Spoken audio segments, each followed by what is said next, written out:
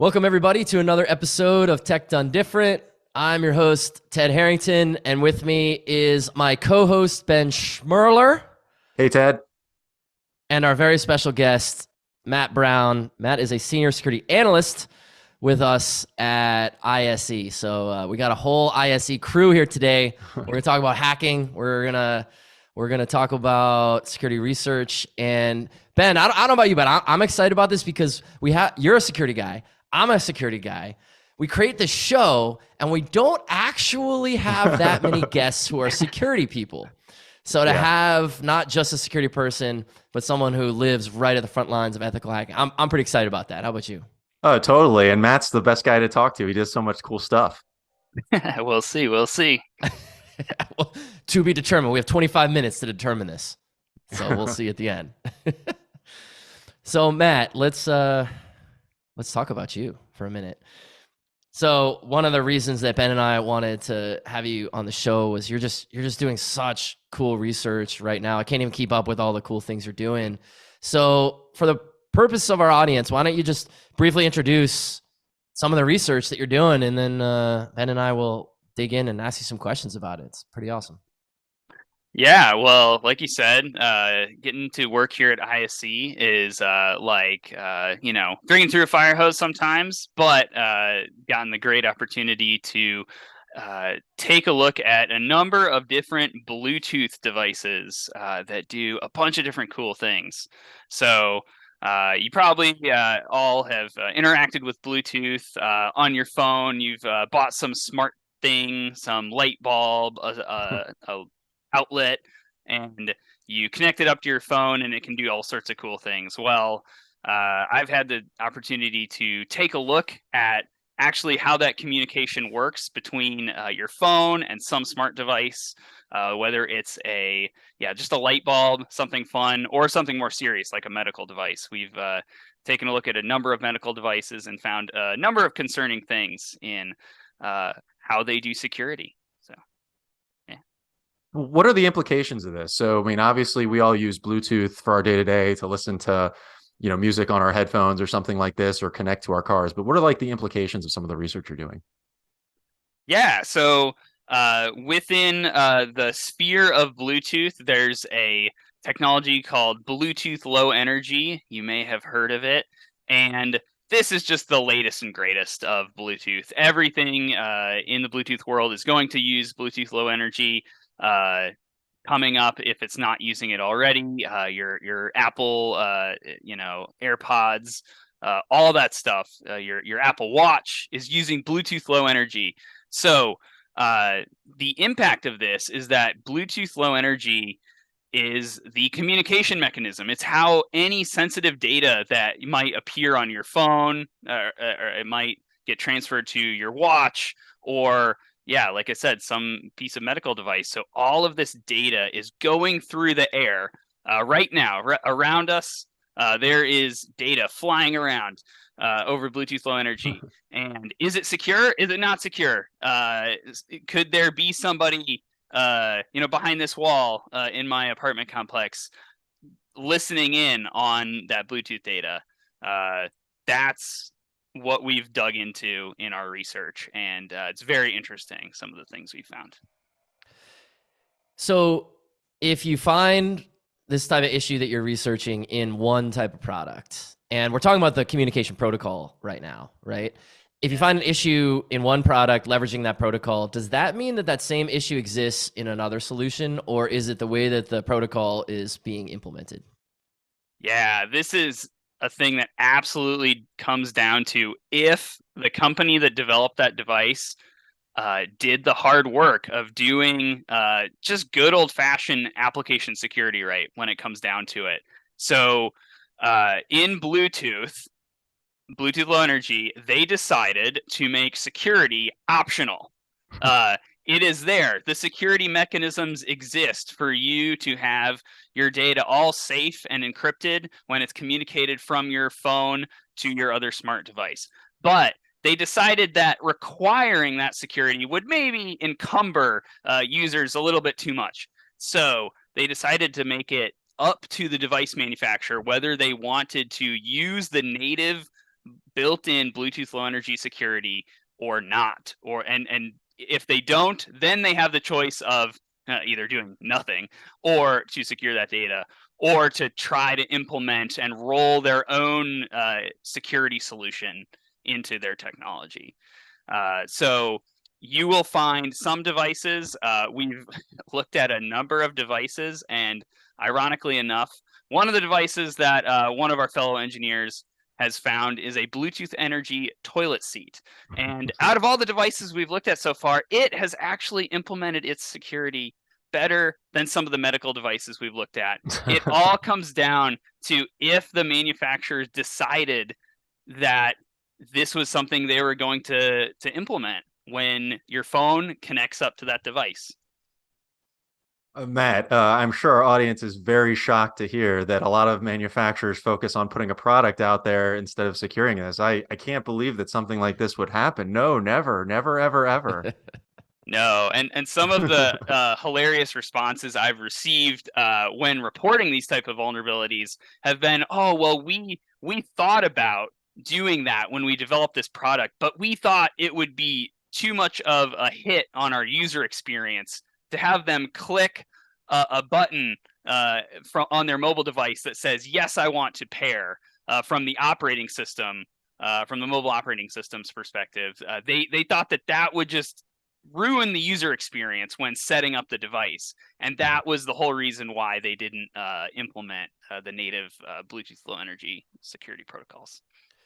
So let me ask you about that, because you're bringing up, I think, a real practical challenge that we face every day in the business of ethical hacking, which is that security can at times maybe run, I don't want to say in conflict, but let's just use that phrase, maybe run in conflict with the business priorities. So the business, as you just described it, explained why they made a choice to deprioritize security.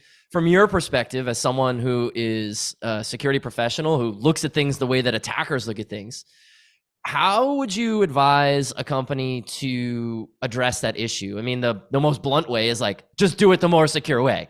But maybe they already thought that and they decided not to do that. So how do we advise an organization who's thinking along the lines of what you're hearing?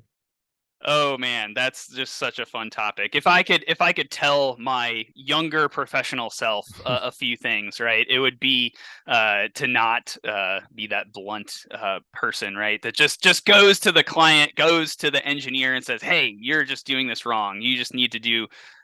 Why aren't you like doing security the right way, right?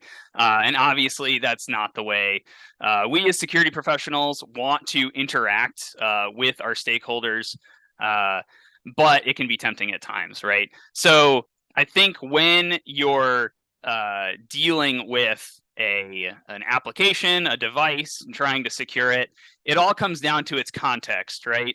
In security, we sometimes use the word threat model, right? We always walk around and ask, what's your threat model? Well, really simply, a threat model, it's the types of attacks that you think might occur against your device, against your application, against your systems, and what, you might even get into the detail of what types of, attackers, right? Is it a really unskilled individual that's just doing some opportunistic attack, or are they like a nation state on the other side of that spectrum? Are they a nation state actor with tons of resources at their disposal?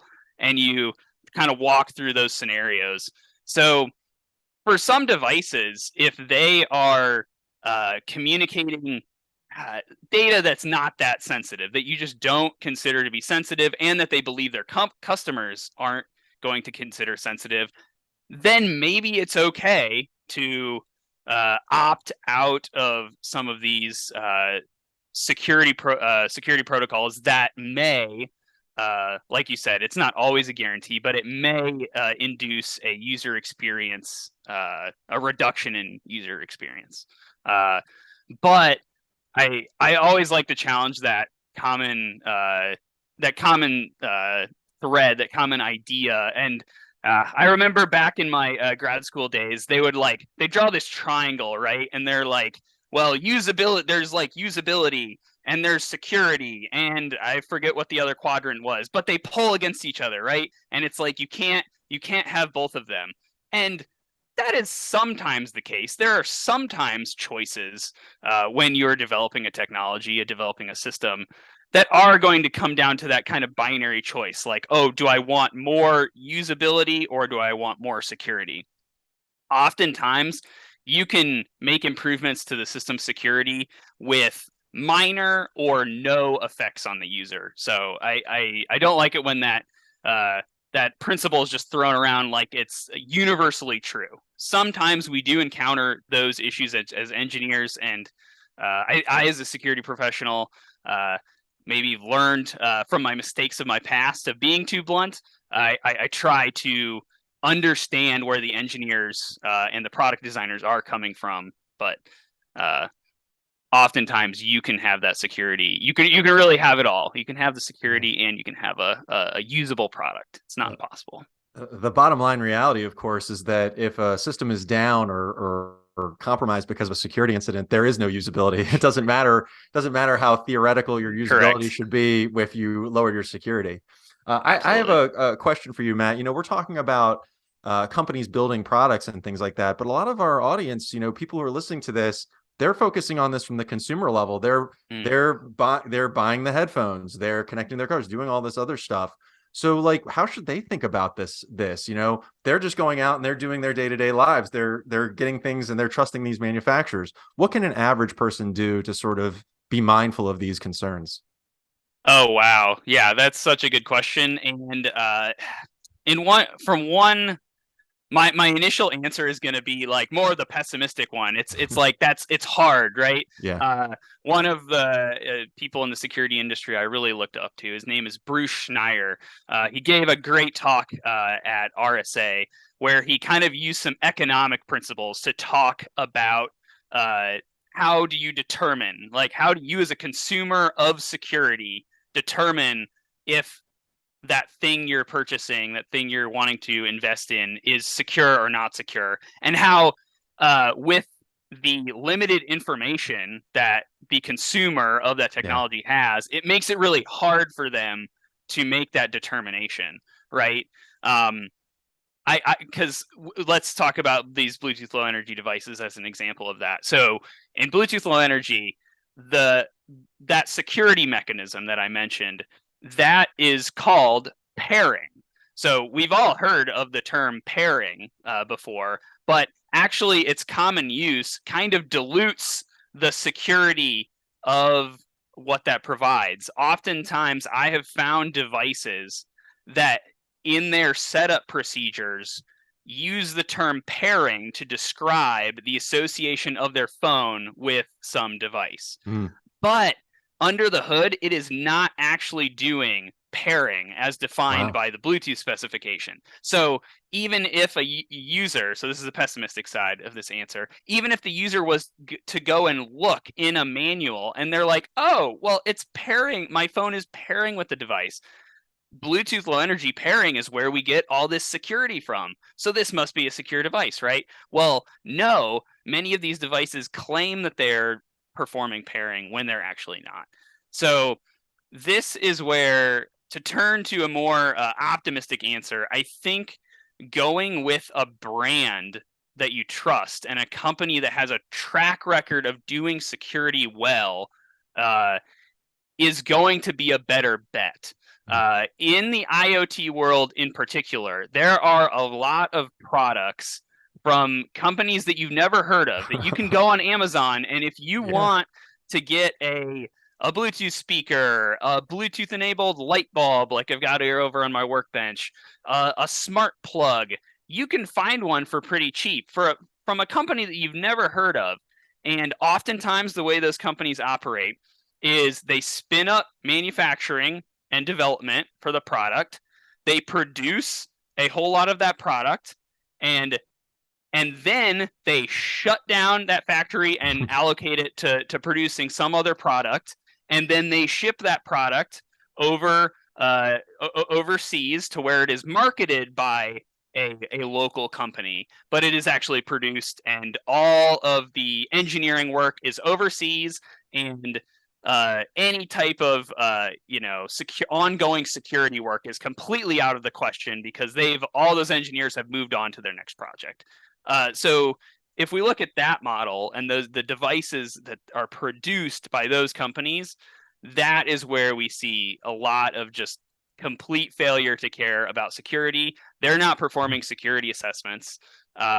Whereas your bigger companies, I'm not giving a pitch here, but if you were to have a choice between some no name Bluetooth headset solution or Apple, Yeah. I'd go with Apple, right? They've got a security budget. They have a proven track record of investing in security. Now we can have a whole nother discussion about whether you want to buy an Apple product or not, but they do invest. They do invest in security, whereas these kind of pop-up companies that create a product and then go away and then just put it on Amazon that you can buy, you're not going to get security from those. It's kind of like the guy on the street says, "You want a watch?" and he opens up his jacket and there's this whole thing of watches in there. Yeah. And then next week you come by because it doesn't work and he's gone, right? Now he's selling knives.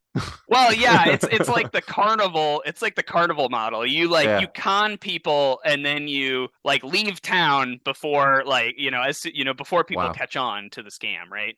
Now there's nothing's black and white, right? There's some companies, they might care about it a little bit, but in the IoT world, you do unfortunately see a lot of that. That makes a lot of sense. So Matt, you're obviously very passionate and very skilled at this. What is the goal for you in doing this? What change do you hope results after you've done this research, you've published it, you go talk about it at various conferences, which we can get into in a little bit, but you put all that effort into something, you put all that love and passion out into a profession. What change do you hope is going to result? Just an awareness from the public of these vulnerabilities, right? And that's a hard thing to do nowadays. Trying to have consumers be the one that's going to make this change, but I think, we do like every day hear in the news about, this company was breached, this security, this hack happened, right? But almost that can become deafening over time. You're just like, oh yeah, well everybody gets hacked, right? But I think for specifically my research in the area of Bluetooth Low Energy, my real hope is for the people that design the Bluetooth protocol. So I mentioned at the beginning that the specification, it leaves that security feature as optional, right? In the Bluetooth Low Energy protocol, all the security is optional. My hope is that we would raise awareness so that the people making those decisions when they're deciding on these new wireless protocols or whatever other security protocol it is, that they would start to take security a lot more seriously. And the Bluetooth protocol is a really interesting story in that regards. It starts with a lot of terrible decisions and then some better decisions over time, but my hope is Sounds that like college. Terrible they decisions would, followed by slightly better exactly. decisions. They tried to, we can get into it, but it's just, it's just a hilarious story. But some of the newer protocols that they're coming out with, Bluetooth Mesh, for example, is an augmentation of Bluetooth Low Energy that's trying to do smart home automation stuff. They require security in that version of the protocol. So who knows? Maybe moving forward, we will start to see more stringent requirements coming out of the protocols themselves. With that understanding that many device manufacturers are going to implement the bare minimum of those said protocols. So an organization that designs these protocols like Wi-Fi, like Bluetooth, all these other smart home protocols, that they would have some security by design built into their stuff. Cool. Matt, I want to ask you a question. Ted has in his background his famous Think Like a Hacker stuff, and we always talk about that here. And I can't think of too many people on the planet that when we talk about Think Like a Hacker, I feel like you're wired to be a hacker, that you don't not think like a hacker. Maybe you need to calm down a little bit with the hacking stuff. And I guess I want to pivot this into something I learned about you today. Most of us, when we go into a Build-A-Bear, we think of the little bears and the clothes that we're going to put on them. Tell me about what you were thinking about when you were in Build-A-Bear recently. Oh man. All right. Gonna bring this up. What a good question. Wow. Recently, for You're my like this, daughter's Ted. birthday. Yeah. So, my daughter's birthday, took her into Build-A-Bear. And as part of the process of building your Build-A-Bear, you have the option to put this device, and this is just, terrible to do to the parents specifically. You can put a device in the bear that will play a short audio clip every time it's pressed, and you put it in the paw of the bear, and so when it actuates, it will play whatever the sound is. You can pick a bunch of sounds from your favorite, kid shows, or you can record your own, which is what my daughter chose to do this most recent time. But the really interesting part that I observed and makes me want to go and figure out how this works is, so you grab from a bag of these buttons, and on the back were two metal terminals, and then when you want to program the the thing that plays the audio, you put it into a receptacle, and then you click on the screen, and you select what audio clip you want to record to it, and you hit program.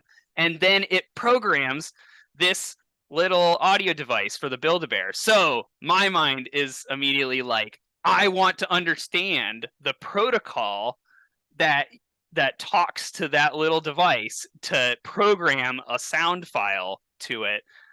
There's so many potentials there. I could program my own audio, for free, reprogramming the Build-A-Bear thing. But the reason why I said this would be kind of hard to do is I would have to bring a device into the Build-A-Bear workshop store It's not that big of a deal. Just this old guy, over in the corner with some electronics in the Build-A-Bear. Nothing sketchy about that. Nothing weird there. No, not at all. Ted, you have to admit, you love talking about things. You're like a hacker. Have you ever thought about that stuff when you walk near a Build-A-Bear? Well, first of all, I don't think I've ever been in a Build-A-Bear. But I can conceptualize there are bears and you build them, and now I know about the actuating paw. But okay, so first of all, I couldn't be more sucked in than the beginning of what the question was. I'm talking about wow, Ben, did you just bring the heat? And then Matt, hearing you talk about it, I think it was a really fascinating display of what hackers think like, right? Hackers are curious and they're looking at things and they're like, well, it's supposed to work a certain way, but can it work a different way? And you frame that in a very pleasant way, like, oh, I could reprogram my own. I'm like, I can make that thing swear. Like that's the way I would be thinking about the like swear at the kids. So I love that story that you're looking at, and you identified like the constraints that you'd have about potentially doing that. But I think that's such a powerful way to think about it, right? Is like there are things around us all the time that are built in a certain way, and they're intended to be used in a certain way. So how should we think about assumptions that people have when they're building things, right? Because that's a lot of what you're finding is when you're doing research, you're finding that someone made a bad assumption about a thing. Maybe that's not all of the issues, but that is common. So how should people building things think about their own assumptions? Yeah, probably the biggest assumption that I interact with and then, violate as a hacker is something we in the security world call security through obscurity. So oftentimes, someone who is building something has this assumption that if you don't know how that thing works, then you won't be able to use it in a way that's not intended, right? So going back to the Build-A-Bear example, the assumption is that only the Build-A-Bear, the computer that programs these devices, only that device knows the protocol for how to program the sound device. But if somebody could be eavesdropping on those communications, in this case, it would be physical eavesdropping. I would have to have a specialized device connected right up to the probe's of this receptacle. But the assumption that they would have when designing that is nobody's going to be listening in on these communications, right? It's too hard. Nobody would think to do that, right? It's all those assumptions that build up into this general principle we call security through obscurity. It's too obscure. Nobody knows this protocol except for Build-A-Bear, right? So I, as a hacker, look at that and I think, well, why not? Why couldn't I figure that out? And so that's something we do a lot called reverse engineering. We try to take the engineering process backwards. We have a thing and we try to figure out how they built it, how they designed it. And that's something I do every day in my job. I also have a background, it helps, as an engineer. I've worked as a programmer, as someone who builds systems as well. And so that kind of helps me get in the head, so to speak, of the engineer when I'm looking at a system. I'm always thinking like, okay, if I were lazy, how would I build this system?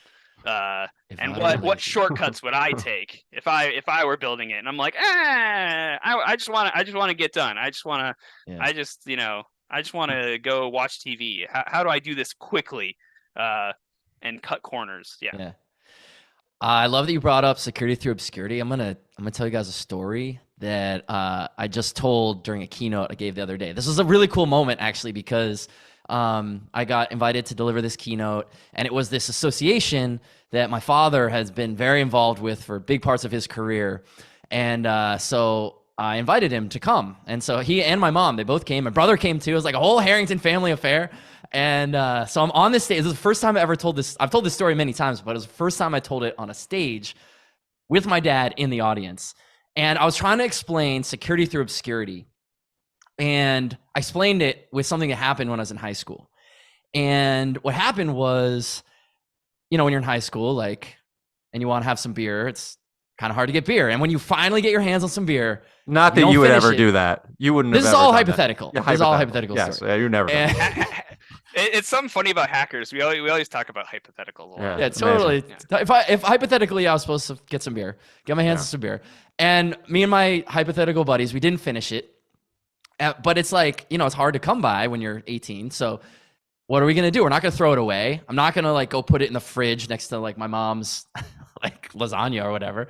So what do I do? Well, I grew up in New England, right outside of Boston, and it was winter. So it's like the problem is solved. I'll just dig a hole. I'm going to put this beer in the snow, cover it. You literally couldn't see it. So I go to bed and I wake up in the morning and I hear my dad, who's like the nicest, calmest, gentlest man in the world, yelling my name from the front lawn. And what had happened was that in the middle of the night, it's New England, New England weather is very unpredictable. It got really warm in the middle of the night and it melted all the snow. And so here was this pile of beer cans just sitting in the middle of my front yard. And my dad is like, I still might be grounded from that experience. But when I think about, besides that story being very amusing, and it was really funny to tell it on a stage with my dad in the audience, and my parents are like, I guess at this point, it's fine, but I think about that story, and that's such a illustration of security through obscurity, right? I'm the only one who knows the secret. I'm the only one who knows where the beer's hidden. But what if a condition changes? And all of a sudden, the whole assumption, the whole model completely falls apart. Right. And that's exactly what you're talking about, right? Oh, yeah. So, Ben, I want to pivot this to you now because I want to ask you a question. Okay. Now that I just got on this rant. So one thing that's really interesting about what we've just chatted about is assumptions. And one of the things that you do every day is you're interacting with people who are needing help of people like Matt. And so you're helping them determine what do you really need? What's the, how should we scope this project? How do we define it? How do we think about your problem in the proper context? How do you deal with this problem? How does someone, before we're even getting into working on a project, when someone's trying to understand their problem, how do we deal with these assumptions, whether they're stated or implied? It's just to get at the heart of the goals of why we're even sitting there.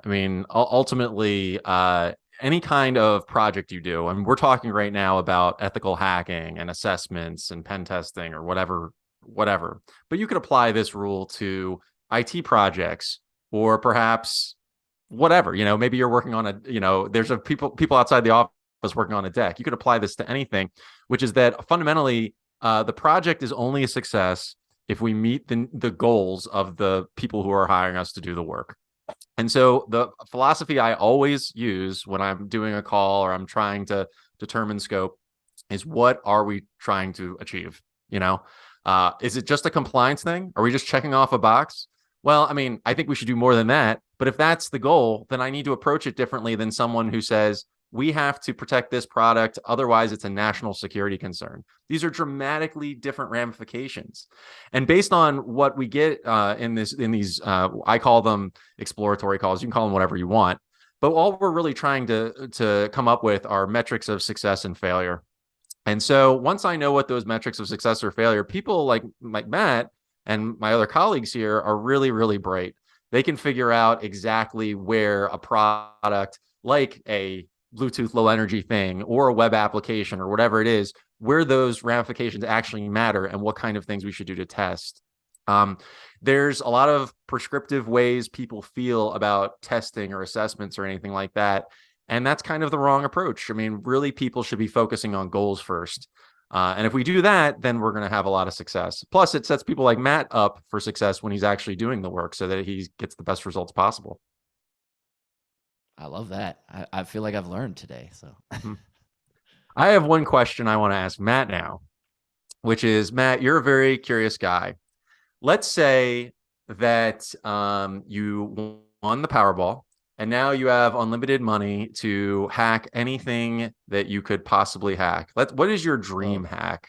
Oh, man. Ooh. I ask tough questions. I'm sorry. Yeah. I love the assumption in this. You're like, Matt, you have unlimited money, so you're continuing to do the same job. And what will you do in that same job? Something tells me that if Matt came into a lot of money, he would still be a bit of a hobbyist. I'm going to tell a little personal stuff. When Matt and I were splitting a room at DEF CON, I discovered for the first time that some people bring soldering irons with them to Las Vegas. Hey, most of us bring our gambling tip books and things like that. Matt was soldering. And so something tells me that if Matt came into a lot of money, he definitely would still be hacking. Oh yeah. Okay. I've got my answer to my question. I think satellites. I think satellites are super fascinating, and but obviously are not cheap. So I don't think we could put it in the budget, maybe, right? Yeah. If you work on that for me, that'd be great. Yeah. We can FedEx the thing, bring it to cons and stuff. It's totally cool. Just a little baby satellite. Yeah. Well, Matt, you're awesome. I feel like this episode should be 3 hours long. I want to keep talking to you all day, but unfortunately, we do have to come up to the end of our time here together. So as we wrap up, is there anything you want to leave our audience with? Anything we haven't covered, or anything you want to summarize? Yeah, I just think that it's a big, wide world out there. Lots of stuff to hack, lots of stuff to secure. I think in our talk we kind of talked. You maybe heard me bounce between, and this is really common in security, some of that pessimism, and but I always like to come back to an optimistic place.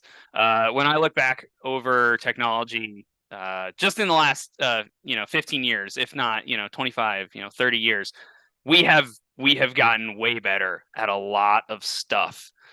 We have made it a lot harder for the bad guys to do certain types of attacks. Nice. And so I always like to keep it optimistic and zoom out and look at things that way. Because if you just read the news, oh, there's a hack on this. Yeah. This got hacked. That got hacked. You can kind of just look around at the world and be like, are we doing anything in the security world? Well, we are. That's my take. I love it.